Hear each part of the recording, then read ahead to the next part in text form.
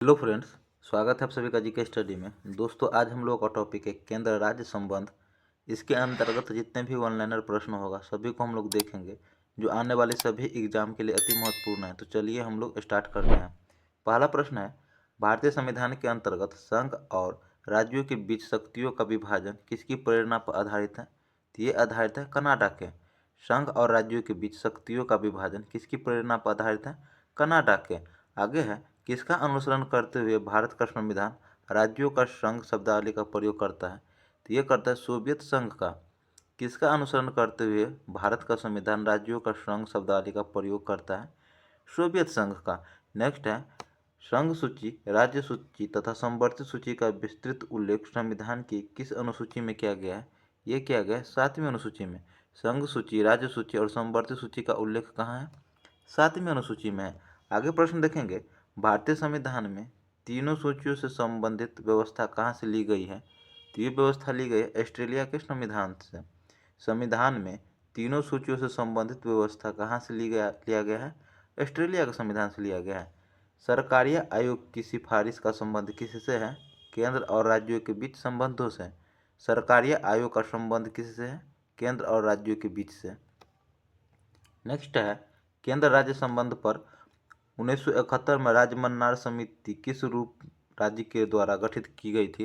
ये गठित की गई थी तमिलनाडु के द्वारा। केंद्र राज्य संबंध पर 1971 में राजमन्नार समिति किस राज्य के द्वारा गठित किया गया था? तमिलनाडु के द्वारा गठित किया गया था। भारतीय संविधान में राज्य की शक्ति एवं कार्य को कितने सूचियों में बांटा गया है? 3 सूचियों में। संविधान में राज्य की शक्तियाँ एवं कार्य को कितने सूचियों में बांटा गया है? 3 सूचियों में बांटा गया है। नेक्स्ट क्वेश्चन देखेंगे, संघ और राज्यों में के विधायिका संबंधों का संचालन किन सूचियों के आधार पर किया जाता है? तो ये किया जाता है तीनों सूचियों के आधार पर।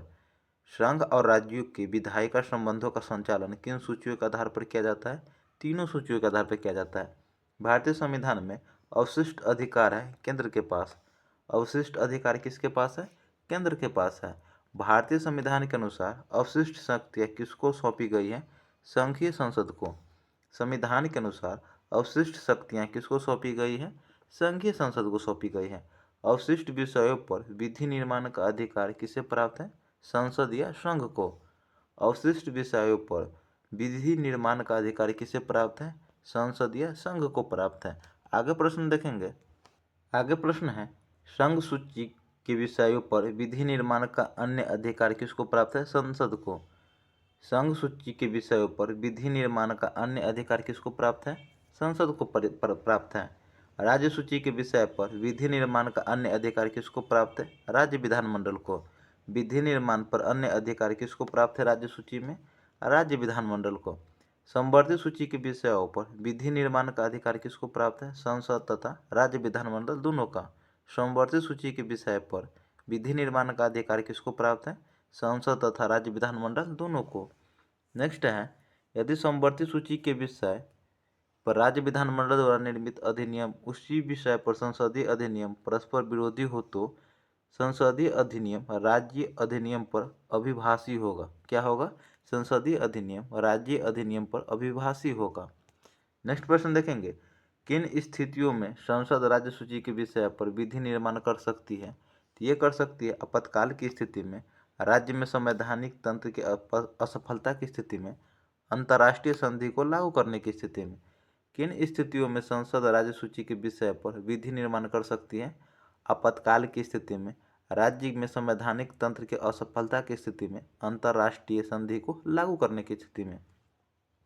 नेक्स्ट है, केंद्र राज्य संबंधों पर विचार करने के लिए सरकारीय आयोग का गठन कब हुआ था? 1983 में। सरकारीय आयोग का गठन कब हुआ था? 1983 ईस्वी में हुआ था। संवर्धित सूची में लिखे विषयों पर अधिनियम बनाने का अधिकार किसके पास है? राज्य एवं संघ दोनों के पास है। संवर्धित सूची में लिखे विषयों पर अधिनियम बनाने का अधिकार राज्य एवं संघ दोनों के पास है। आगे प्रश्न देखेंगे, किस सूची के अंतर्गत आने वाले विषयों पर नियम बना सकने का संसद को एकमात्र अधिकार है? तो संघीय सूची में। किस सूची के अंतर्गत आने वाले विषयों पर नियमन बना सकने का संसद को एकमात्र अधिकार है? संघीय सूची में। मूल संविधान में संघ सूची में कितने विषय थे? 97। मूल संविधान में संघ सूची में कितने विषय थे? 97 विषय था। वर्तमान में संघीय सूची में कितने विषय हैं? 100। वर्तमान में संघीय सूची में कितने विषय हैं? 100। मूल संविधान में राज्य सूची में कितने विषय था? 66। मूल संविधान में राज्य सूची में कितने विषय थे? 66 विषय थे। जबकि वर्तमान में राज्य सूची में कितने विषय हैं? 61। वर्तमान में राज्य सूची में कितने विषय हैं? 61 विषय हैं। मूल संविधान में समवर्ती सूची के अंतर्गत विषयों की संख्या कितना था? 47। मूल संविधान में समवर्ती सूची के अंतर्गत विषयों की संख्या कितना था? 47 था। वर्तमान में समवर्ती सूची में कितने विषय हैं? 52। वर्तमान में समवर्ती सूची में कितने विषय हैं? 52 विषय हैं। पंचायती राज किस सूची के विषय हैं? राज्य सूची के। पंचायती राज किस सूची के विषय हैं? राज्य सूची के। भूमि सुधार किस सूची के विषय के अंतर्गत आता है? राज्य सूची के। भूमि सुधार किस सूची के विषय के अंतर्गत आता है? राज्य सूची के अंतर्गत आता है। नेक्स्ट है आर्थिक नियोजन विषय है, तो ये है समवर्ती सूची में। आर्थिक नियोजन विषय है समवर्ती सूची में। शिक्षा किस सूची के विषय के अंतर्गत आता है? समवर्ती सूची में। शिक्षा समवर्ती सूची में आता है। जनगणना किस सूची के अंतर्गत समाविष्ट है? संघ सूची में। जनगणना संघ सूची में आता है। सामाजिक सुरक्षा एवं सामाजिक बीमा विषय समवर्ती सूची में है। सामाजिक सुरक्षा एवं सामाजिक बीमा समवर्ती सूची के अंतर्गत आता है। शिक्षा को किस संविधान संशोधन द्वारा राज्य सूची से हटाकर समवर्ती सूची में शामिल किया गया था? 42वें संविधान संशोधन के द्वारा। शिक्षा को 42वें संवैधानिक संशोधन के द्वारा राज्य सूची से हटाकर समवर्ती सूची में शामिल किया गया था। लोक स्वास्थ्य किस सूची के अंतर्गत आता है? राज्य सूची के। लोक स्वास्थ्य किस सूची के अंतर्गत आता है? राज्य सूची के अंतर्गत आता है। वन किस सूची के विषय के अंतर्गत आते हैं? समवर्ती सूची के। वन किस सूची के अंतर्गत आता है? समवर्ती सूची के। विवाह, संविध श्रम, कल्याण, बीमा, आर्थिक और सामाजिक योजना विषय किस सूची के अंतर्गत आते हैं? समवर्ती सूची के अंतर्गत आता है। नेक्स्ट प्रश्न देखेंगे, मुद्रा प्रतिरक्षा, बैंक, प्रादेशिक मामले, डाक तार, नागरिकता, जेल आदि विषय की सूची में रखा गया है? संघ सूची में।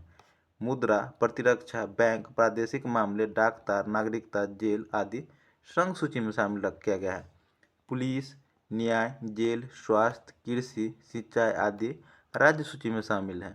पुलिस, न्याय, जेल, स्वास्थ्य, कृषि, सिंचाई राज्य सूची में शामिल किया गया है।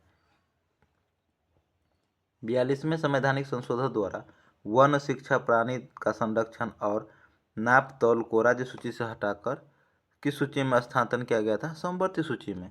नाप तौल किस सूची में है? समवर्ती सूची में। सीमा पर किस सूची का विषय है? संघ सूची का। सीमा कर संघ सूची का विषय है। 42वें संविधान संशोधन द्वारा समवर्ती सूची में जोड़ा गया था जनसंख्या नियंत्रण। 42वें संविधान संशोधन द्वारा समवर्ती सूची में जनसंख्या नियंत्रण को जोड़ा गया था। आगे देखेंगे, विधायी शक्तियों की संघीय सूची में समाविष्ट किसी विषय के संबंध में भारत के उच्चतम न्यायालय का अधिकार क्षेत्र बढ़ाने का अधिकार दिया गया है। तो यह अधिकार दिया गया है संसद को। किसको? संसद को। केंद्र और राज्यों के बीच संवैधानिक शक्तियों का बंटवारा दिया गया है 7वीं अनुसूची में।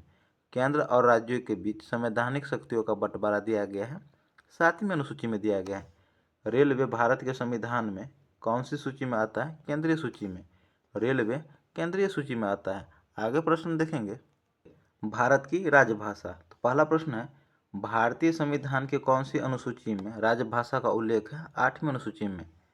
संविधान की कौन सी अनुसूची में राजभाषाओं का उल्लेख है? 8वीं अनुसूची में उल्लेख है। संविधान के 8वीं अनुसूची में सम्मिलित भाषाओं की संख्या कितनी है? 22 है। 8वीं अनुसूची में सम्मिलित भाषाओं की संख्या 22 है। भारतीय संविधान में किन अनुच्छेदों में राजभाषा संबंधित प्रावधानों का उल्लेख है? 343 से 351 तक। किन अनुच्छेदों में राजभाषा संबंधी प्रावधानों का उल्लेख है? 343 से 351 तक। आगे देखेंगे, भारत की राजभाषा है, तो भारत की राजभाषा हिंदी है। भारत की राजभाषा क्या है? हिंदी है। भारतीय संघ के आधिकारिक भाषा के रूप में संविधान द्वारा किसे मान्यता प्राप्त है? हिंदी को। भारतीय संघ की आधिकारिक भाषा के रूप में संविधान द्वारा किसे मान्यता प्राप्त है? हिंदी को प्राप्त है। संविधान के किस अनुच्छेद के तहत हिंदी की राजभाषा के रूप में दर्जा प्रदान किया गया? अनुच्छेद 343 ए के तहत। किस अनुच्छेद के तहत हिंदी की राजभाषा के रूप में दर्जा प्रदान किया गया? अनुच्छेद 343 फर्स्ट के तहत। किसी भाषा को किसी राज्य की राजभाषा के रूप में अंगीकार करने का अधिकार किसे है? राज्य विधानमंडल को। किसको है? राज्य विधानमंडल को है। नेक्स्ट प्रश्न देखेंगे, संविधान के 8वीं अनुसूची में सम्मिलित भाषाओं में से कौन सी भाषा बोलने वाले सर्वाधिक हैं? तो यह है बांग्ला। सर्वाधिक बोलने वाली भाषा कौन सी? बांग्ला है। 8वीं अनुसूची में सम्मिलित भाषाओं में से कौन सी भाषा बोलने वाले सर्वाधिक हैं? बांग्ला है। संविधान के 8वीं अनुसूची में सूचीबद्ध कौन सी किसी राज्य की राजभाषा है? उर्दू। संविधान के 8वीं अनुसूची में सूचीबद्ध कौन सी एक किसी राज्य की राजभाषा है? तो वो है उर्दू। किसी राज्य ने उर्दू को राज्यकाल की भाषा के रूप में अंगीकार किया है? तो जम्मू कश्मीर है। जम्मू कश्मीर का राज्य की भाषा क्या है? उर्दू है। आगे प्रश्न देखेंगे, भारतीय संविधान में वर्णित राजभाषाएं हैं। तो यह है हिंदी, बांग्ला, असमिया, गुजराती, कन्नड़, कश्मीरी, मराठी, कोंकणी, मलयालम, मणिपुरी, नेपाली, उड़िया, पंजाबी, संस्कृत, सिंधी, तमिल, तेलुगु, उर्दू, संथाली, डोगरी, बोडो और मैथिली। टोटल 22 भाषा है। आगे प्रश्न देखेंगे, डोगरी भाषा किस राज्य में बोली जाती है? तो ये बोली जाती है जम्मू कश्मीर में। डोगरी भाषा जम्मू कश्मीर में बोली जाती है। भारत के किस राज्य में उर्दू को प्रथम राजभाषा का दर्जा प्रदान किया गया है? जम्मू कश्मीर में उर्दू को प्रथम राजभाषा का दर्जा प्रदान किया गया है जम्मू कश्मीर में। भारतीय राज्य नागालैंड की आधिकारिक भाषा अंग्रेजी है। नागालैंड की आधिकारिक भाषा क्या है? अंग्रेजी है। सिंधी भाषा को किस संवैधानिक संशोधन द्वारा संविधान के 8वीं अनुसूची में शामिल किया गया था? तो 21वां संविधान संशोधन द्वारा सिंधी भाषा को संवैधानिक संशोधन द्वारा संविधान के 8वीं अनुसूची में शामिल किया गया था 21वां संवैधानिक संशोधन के द्वारा। भारतीय संविधान के अनुच्छेद 344 के अंतर्गत प्रथम राजभाषा आयोग का गठन कब किया गया था? तो ये किया गया था 1955 में। भारतीय संविधान के अनुच्छेद 344 के अंतर्गत प्रथम राजभाषा आयोग का गठन 1955 में किया गया था। नेक्स्ट प्रश्न देखेंगे, 1955 में गठित राजभाषा आयोग के प्रथम अध्यक्ष कौन थे? वीजी खेर थे। 1955 में गठित राजभाषा आयोग के प्रथम अध्यक्ष कौन थे? वीजी खेर थे। आगे प्रश्न देखेंगे, किस भाषा को संविधान की 8वीं अनुसूची में शामिल नहीं किया गया है जबकि वह एक राज्य की भाषा है? तो यह है अंग्रेजी। कौन सी है? अंग्रेजी है। किस संवैधानिक संशोधन द्वारा भारतीय संविधान के 8वीं अनुसूची में बोडो, डोंगरी, संथाली और मैथिली भाषा को समावेश किया गया? 92वां संशोधन के द्वारा।